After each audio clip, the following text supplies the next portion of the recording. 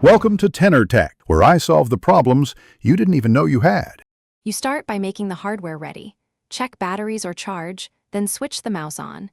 This prevents intermittent drops. Next, open Bluetooth settings on your laptop and toggle Bluetooth on so the adapter is active.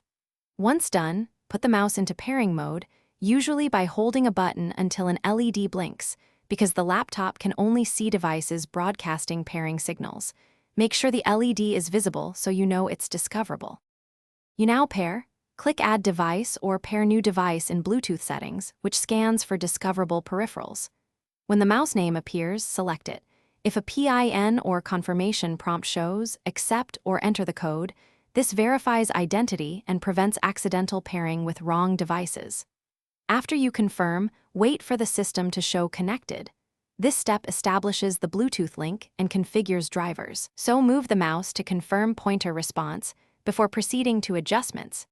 You finish by customizing pointer speed, scrolling behavior, and battery saver settings in mouse settings so it feels right. Manufacturer drivers add extra buttons and DPI options, so install them when required. Once the mouse works, make sure power-saving modes won't sleep it unexpectedly. If it fails to connect, try this key troubleshooting step.